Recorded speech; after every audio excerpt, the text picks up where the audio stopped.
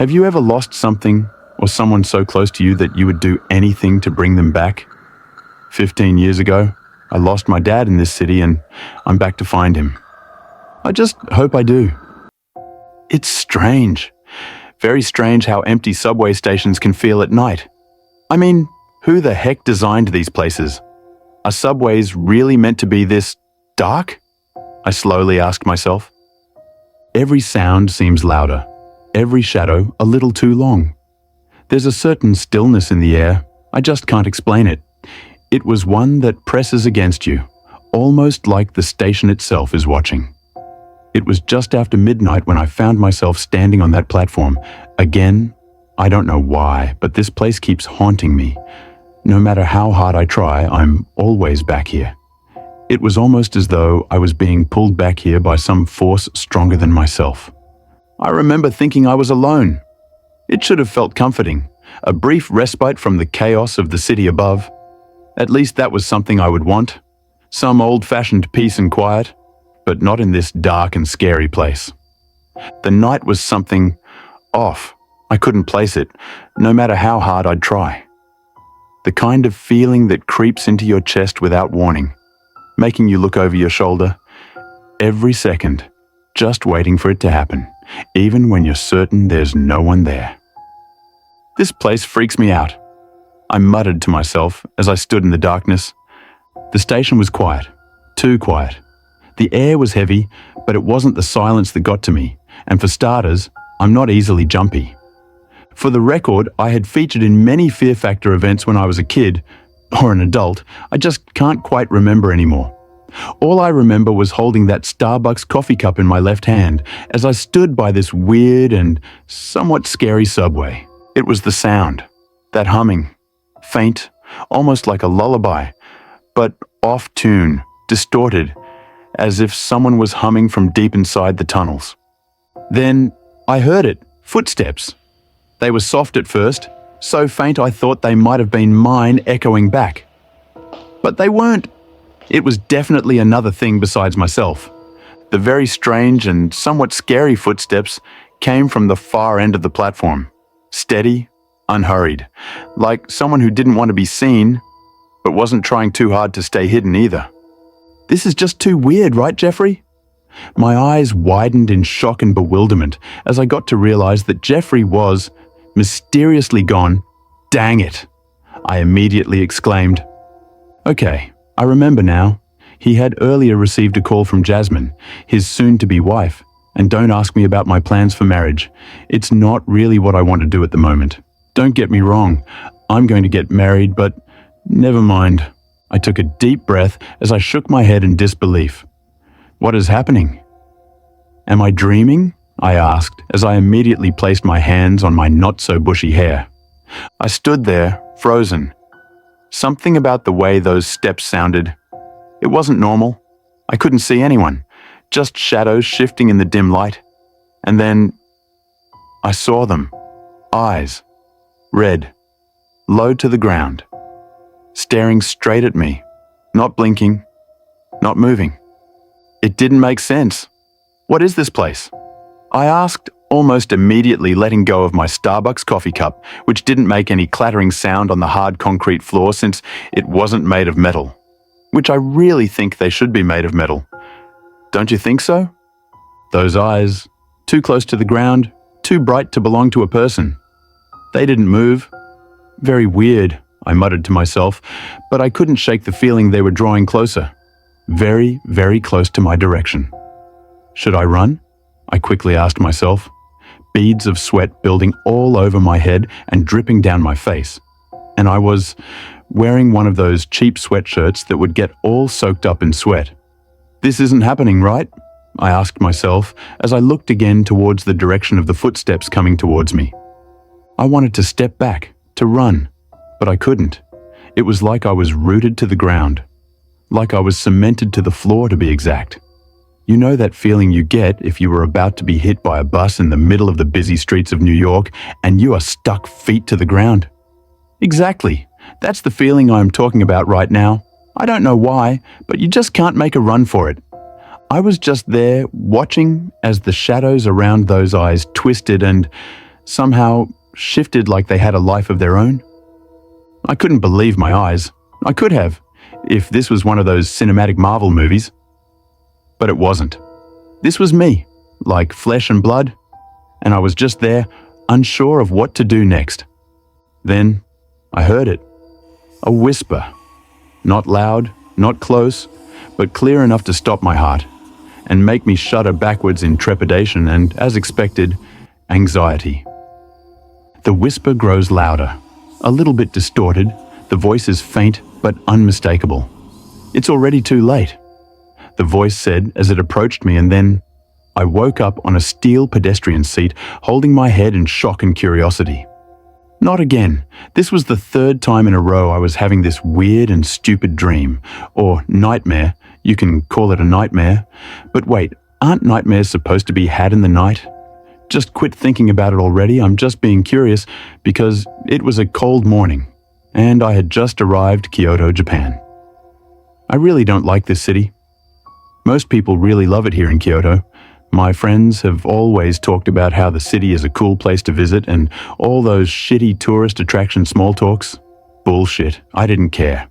I hated it here with everything in me. And it's not the weird name, so your guess is definitely wrong. It's something far more personal to me and my family. It was as though this city was kinda owing my family. Yes, owing us. If this was to be one of those Shakespeare's books, I would say Kyoto, Japan was owing us a pound of flesh, or even more, 10 pounds of flesh. God, please help me in this city, I muttered to myself as I took a deep breath and did a little armpit check thing. It was weird, but I had probably learnt my lessons the hard way. My first fiancé had left me because of, I don't want to say it, I just hope you figure it out, or not. Just make sure you do an armpit check as I usually do now, and always use a good deodorant. In Japan, there's a story, a very weird story by the way, a story they tell about the midnight subway, and it begins just like this. When I was a little child, my mom, Mrs. Anna Luther, used to tell us stories about Japan. Scary stories, by the way, and yes, I had to re-emphasize the scary part. Do you have a problem with that? I thought not. Sadly, I had also lost my dad in the city of Kyoto, Japan. Don't ask me how, because I can't quite remember. Some say a local gang killed him. But the news carried a different story. We just had to leave the case to settle itself. Actually, my mom did, but not myself and Juliet, my one and only sister. We made a pact that we would find out what really happened to my dad. I mean, the local police had to be hiding some information. I knew that. I don't need a prophet to validate that point.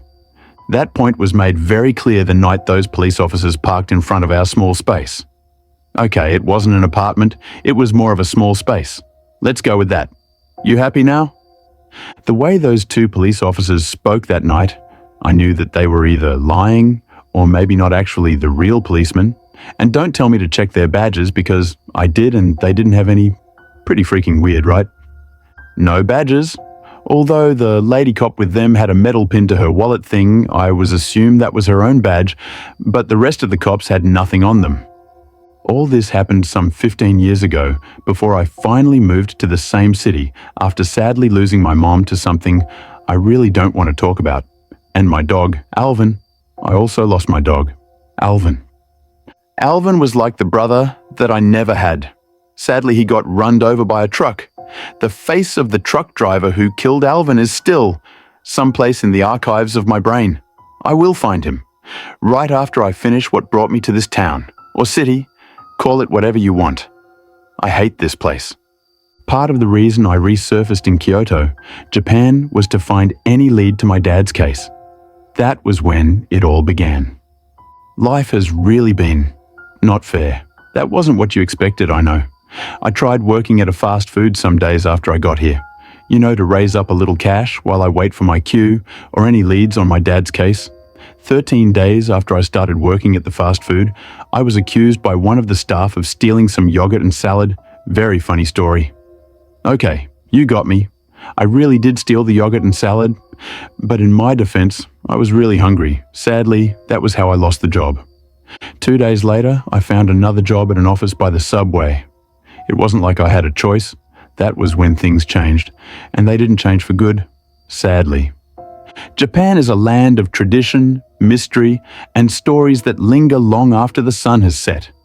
For centuries, very scary and sometimes funny freaking scary tales of spirits and vengeance have been passed down from generation to generation. I freaking hate this place. Among these is a story so unsettling that it refuses to fade. It's the tale of Teke Teke. Up until today, I don't know what the name even means, and trust me, I really don't care. I don't even want to know what the name really means. Some locals say it all began in the 1950s. A girl? It's always girls. I mean, it has to always be them, girls. Thank God I didn't turn out to be a girl. Don't get me wrong, being a girl is great and comes with some pretty cool superpowers. That's what they call them these days, superpowers, but I would rather be a never mind. A student, they say, was walking home one evening, lost in her thoughts. She reached the tracks just as the last train was approaching. Maybe she didn't hear it, or maybe she didn't care. She most probably didn't care. No one knows for sure. But in the blink of an eye, she fell. Some witnesses say she was pushed. Others believe it was an accident. But what's certain is this: her body was severed in half, and her spirit, it never left. The legend says this: if you're alone at night, standing on a quiet platform, she might appear. You won't hear her at first. You'll only feel it, that weight in the air, that unnatural stillness that makes your skin crawl. Then you'll see her, crawling, fast, faster than anything you've ever seen. And if she catches you, she'll cut you in half, just like herself. I didn't believe that, just as I don't believe that Superman can actually fly. I mean, what wings? Lol. But is it just a story, right? I asked myself slowly as I watched as the trains on the subway sped past me, the air heavy enough to make my hair a bit messy. This has to be nothing but some BS cautionary old tale meant to scare children away from the tracks? Or is there something more? I asked myself, again. I didn't want to think much about it. I'm only here to find out what really happened to my dad, and I will be long gone from this city town. Whatever, you get my point. Some say it's just a myth. At least one of the guys at my workplace believes it was all bullshit and made up fairy tales. I had decided to relocate to Kyoto, Japan, 15 years after my dad went missing, but his body was never found. Weird, right? My mission was to try to find out what really happened to him that night of the so-called attack. Seriously, there has to be some valid explanation as to why he went missing in the first place, and we haven't yet seen his body, dead or alive, up until today. Pretty mysterious, if you ask me. I'd stayed late at work that night, deadlines. You know how it is. Working a 9 to 5 is really beginning to get to me. It wasn't what I intended to do with my life, by the way. But here I am, holding the same Starbucks coffee cup again, with my blue jacket and my not too perfectly fitting glasses. And it's not from Louis Vuitton, before you ask. This has kind of become my signature dressing around here. Some dudes now even have a cool nickname for me. Guess what? They call me, wait for it, the Jacket Man. Prefect cool, right? I think Marvel should make a movie about me, the Jacket Man. Or not. I don't even know my superpower would be as Jacket Man, throwing jackets at villains. This isn't my best idea, yet. I have always wanted to be an F-35 pilot, and I have always loved the Top Gun series, especially the part where Tom Cruise did a dogfighter thing in an F-14 against a fifth-generation fighter. Okay, wait, that wasn't me. That was my brother Sam Zaks. I have always been like a lone wolf trying to find life by drawing my thoughts on my canvas, if you know what I mean. Today, I had just finished very late from work. I slowly gazed at the clock. It was already past midnight. The office was empty, and so was the station when I got there. The last train was gone. Like really gone. I'm definitely not going to walk all the way home, I said to myself as I took a sip of my now cold coffee. Most health workers advise that you don't take cold coffee, but I just love the taste of that cold beverage. Sometimes I even intentionally left my coffee get cold. I figured I'd catch the late service. I didn't realize I was the only one left. At first it was fine, just another quiet night. I told myself the silence was normal. I didn't feel it right away, that shift in the air.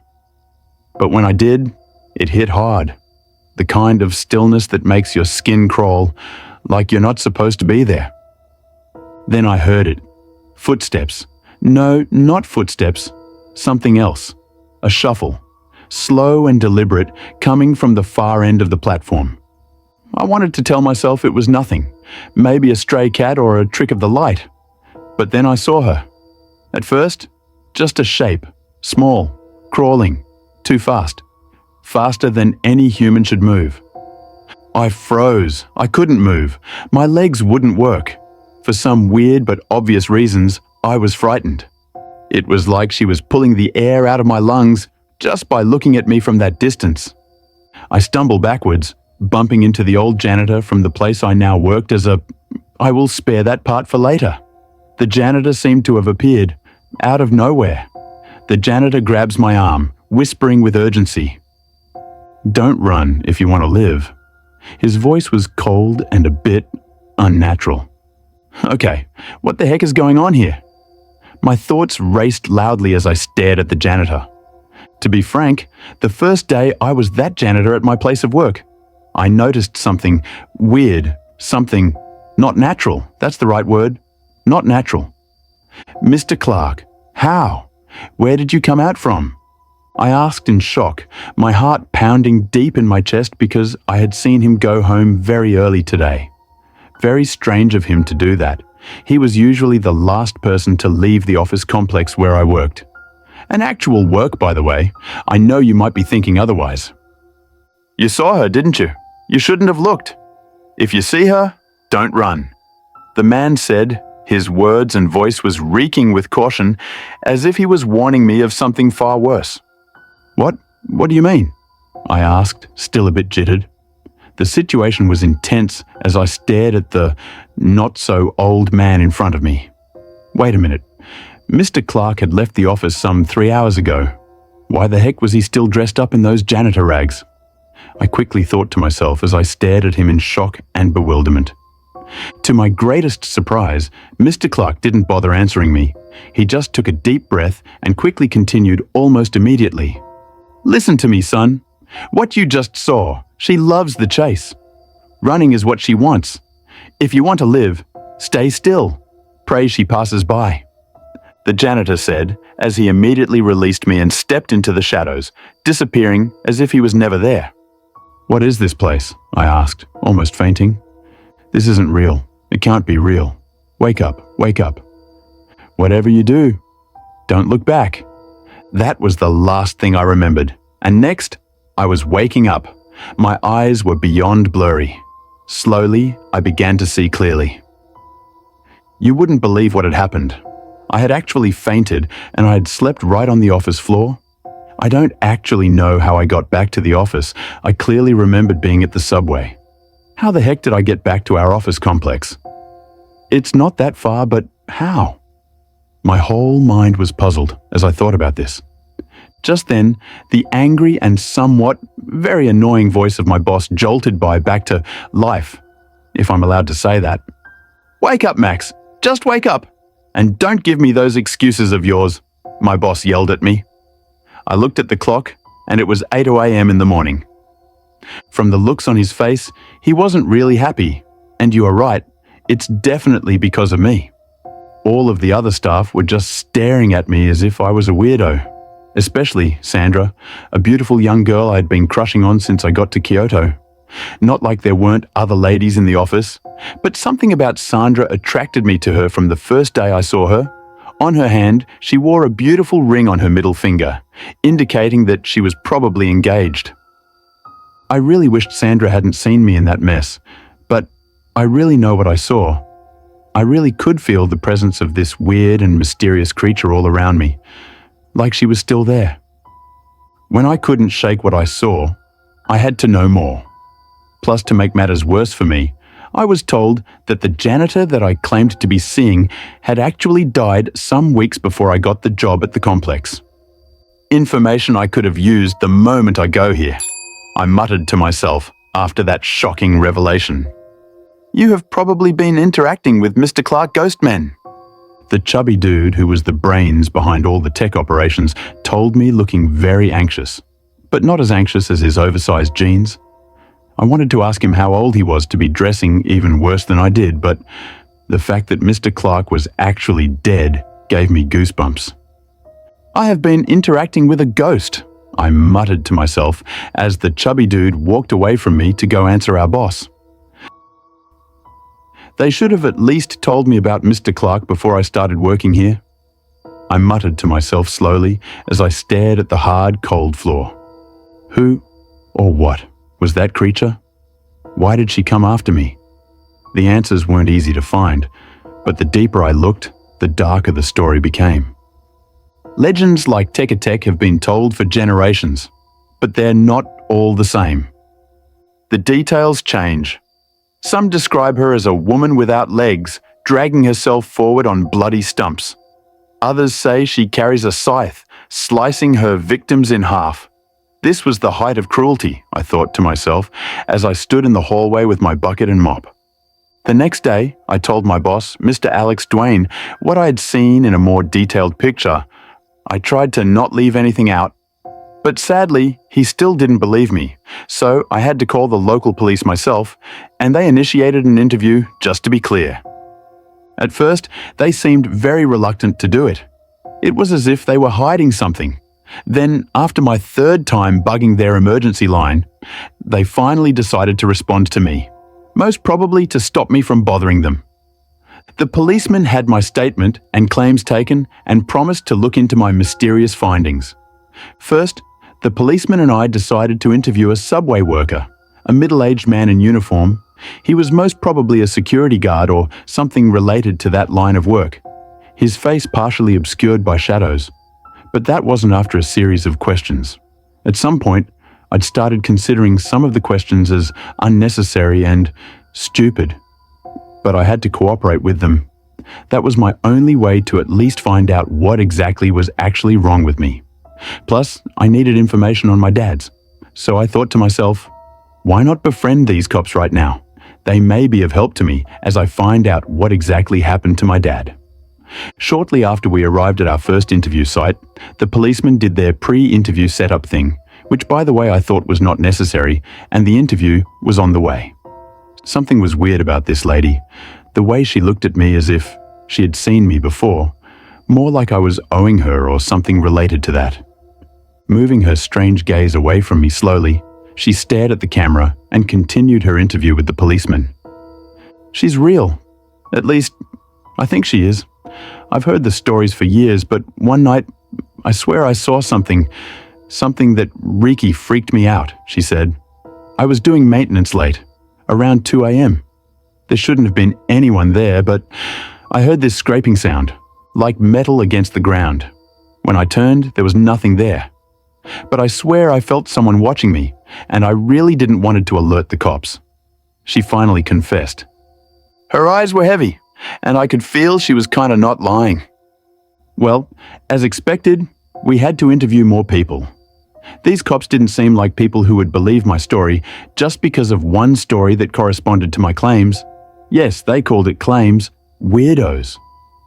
Next, we interviewed an elderly local in a small tea shop. She owned a local Japanese tea shop down the park, just near the subway on the east side of the city. She was looking old and a bit haggy. At some point, I really felt bad that we had to go around bothering people.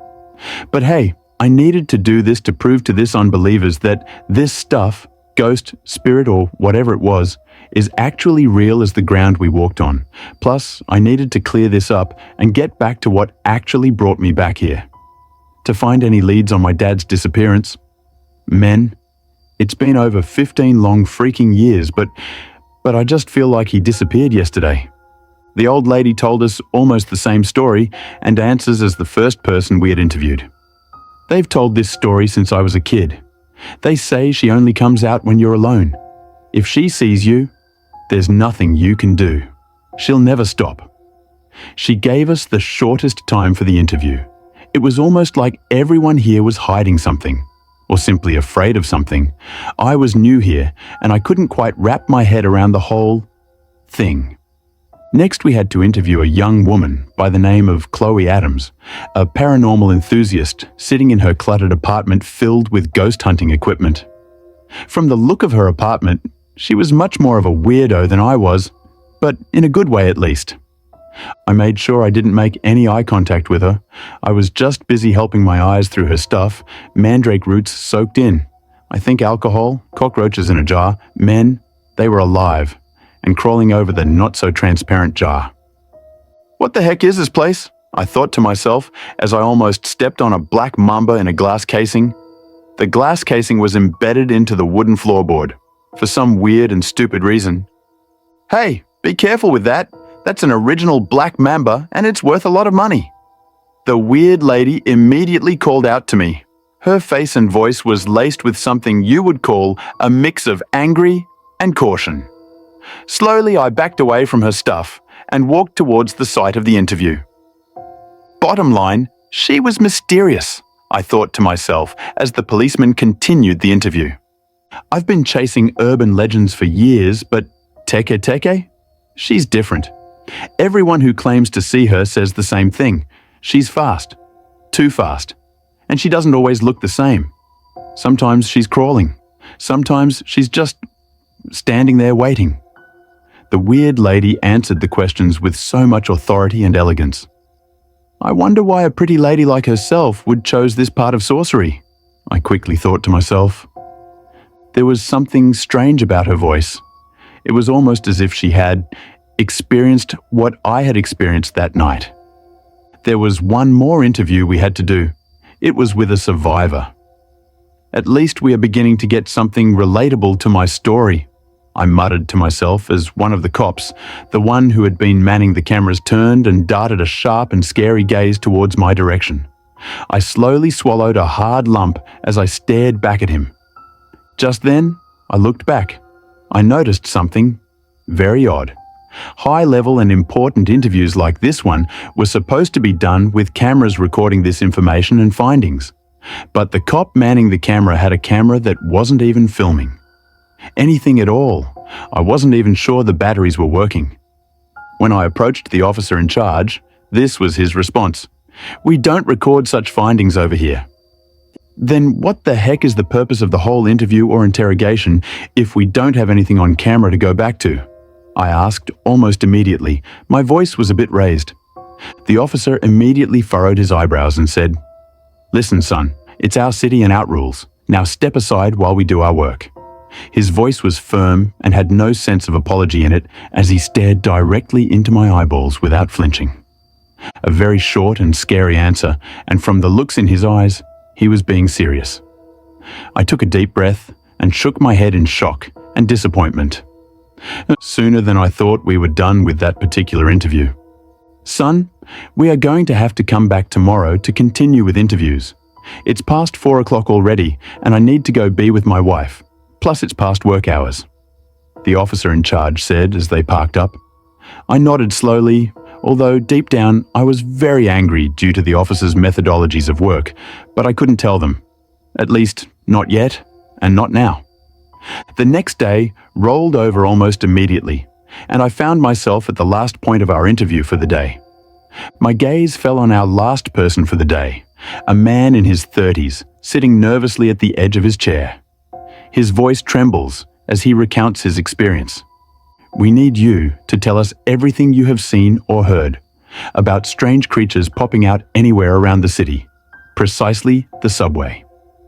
This time around, the cop that manned the camera yesterday was doing the talking, and two new, surprisingly beautiful lady cops and the officer in charge stood by the obviously not functional camera. It was late. I'd missed the last train, so I decided to wait it out on the platform. I thought I was alone, but then I heard it. A sound I'll never forget. This dragging noise. At first I thought it was a rat or something, but then I looked up and she was right there, crawling, fast. His hands tremble as he gestures, his breathing quickening. She stopped just inches from me. I swear, I could feel her breath, cold, rotten. Her eyes, they were hollow, but they didn't stop staring. The non-functional camera zooms in on his face, beads of sweat forming as he stammers. I don't know why she didn't kill me. Maybe I wasn't worth it. But I'll tell you this. If you ever see her, don't wait. Don't even breathe. Just pray. His voice was cold and somewhat detached. He seemed to have experienced more horror from whatever that creature was than I ever did. Every story I uncovered led to the same conclusion. She's out there, and if you're not careful, she'll find you. I went back to the office some days later, and my boss and everyone else still sadly didn't believe me, and to my shock, I got the worst news of the decade. Max, I'm afraid, but your services are no longer required. Take your weirdo self out of my complex. Mr. Alex said coldly, he had always been a mean man. I heard that his wife almost killed him some months ago by strapping him to a gas tank and lighting his mansion on fire. Fortunately for him, he was rescued by the fire department after a good neighbor had called in the cops, who called in the fire department. As I stared at Mr. Alex, I just wished the fire department had arrived a second late to rescue the mean man. And no, his wife was never captured. Rumors have it that she fled off to a remote island in Africa with over $3 billion in cash. What a smart lady. My recent experience working for Mr. Alex had made me believe that he totally deserves everything that his wife had done to him. For the record, I wasn't the only staff he had that hated his mode of operations. We all did, but no one dared to speak up. Although I wished they will now do, as I finally left the office, staring slowly at Sandra as I left. She probably didn't notice me. I was definitely not in her league. At least not yet. I heard she graduated from MIT at age 19. She must be pretty smart. I thought to myself as I walked down the flight of stairs instead of using the elevator, which was my favorite part of Mr. Alex's complex. With no work and no place to go, I decided it was time to find out what exactly happened to my dad, or at least find out what the heck I did see that night. It had to be real. I wasn't going crazy, I was sure of that. I told myself this was a bad idea, but I had to know. Was she real? Was it all in my head? There was only one way to find out. Midnight. The same platform. The same silence. I had my old camera this time around, panning slowly across the platform, revealing empty benches, the dim lights by the corner of the subway casting uneven shadows. At first, it felt normal. Just another quiet night. I muttered to myself slowly. But then, the air changed. It felt heavier, like something was pressing down on me. And then I heard it. The faint sound of nails scraping against metal grows louder, echoing eerily through the station. My old Panasonic camera jerks toward the sound, but captures only an empty space.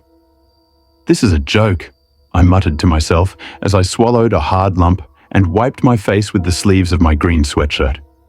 It started as a whisper. Soft, almost gentle. But it wasn't comforting. It was wrong. Then I heard sounds in distorted manners, faint whispers growing audible. Why did you come back? The voice was a bit, I don't know the right word to use, but seriously, it was the strangest thing I ever heard. My Panasonic camera immediately catches a faint shadow at the far end of the platform, crawling unnaturally fast before vanishing into the darkness. My breath immediately quickens. I could hear my own heart racing vehemently. Then all of a sudden, there she was, crawling, closer, faster. My handheld camera shakes violently as I begin to back away. The lights above flicker violently, casting her figure in and out of sight. The scraping sound becomes deafening, too deafening for a human being to endure. It had this sound that could shatter 10,000 light bulbs at once. But somehow, just somehow, my eardrums were still intact. They hadn't shattered from the piercing, loud and irritating noise. I thought I was ready. I wasn't. She was too fast, like flash fast, Seems she just took an overdose of highly effective tachyons, if those actually did exist. Suddenly, the figure lunges forward, her distorted face briefly visible in the flickering light. Her eyes were hollow, her grin impossibly wide. My camera glitched as I raced away from the extremely fast creature. I was being haunted by a deadly creature. But somehow, I still managed to hold my hand back and keep my old Panasonic camera in a way that I was able to capture some of the weird creature's images. My camera almost fell off as I raced through the empty station. The chase was hot, but I guess I was determined not to die. At least not today. My footsteps echoed loudly. The scraping sound follows, growing louder and closer. She doesn't stop. She never stops. Run, I told myself. Just run. My camera catches brief flashes of the figure pursuing me, her broken, crawling body moving impossibly fast, her bloodied hands clawing at the ground. I stumbled, the camera falling to the ground for a moment before I picked it up again. The scraping sound was deafening and terrifying. I immediately spot a maintenance room door and lunge for it, slamming it shut behind them. My camera captured the trembling hands of this mysterious being hitting the door as the sound of scraping metal and faint laughter came from the other side. She can't get in. She can't. I muttered to myself. My back was against the steel door. I breathed heavily. Suddenly, the laughter stops. The silence was now suffocating. I exhale shakily, turning the camera toward the room. It's dimly lit, with old tools and wires scattered around all over the place. Maybe she's gone. Maybe... I thought to myself as my heart raced in fear and anxiety. My camera slowly pans to a dark corner of the room, and there she is, the mysterious figure crouching, her twisted grin illuminated by the faint light. Her voice is distorted, but at the same time clear. "Why didn't you run?" the figure asked, staring at me, with anger and venom reeking all over its deadly face. I couldn't move. I just stood there waiting to meet a horrifying end. Maybe. "Who are you?" I slowly managed to ask. My voice was laced with fear as I looked upon this beastly and mysterious creature. The mysterious creature didn't reply, but paced towards me. Her eyes were red and her tongue elongated and split into two, like that of a deadly serpent. Is this the end? I slowly asked myself as I shivered tremendously. It's been a month now since that incident occurred, and until now, I can't remember what happened after she asked me that question. As I speak now, I'm currently with my sister Juliet. She stays in another city, but not quite close to Kyoto.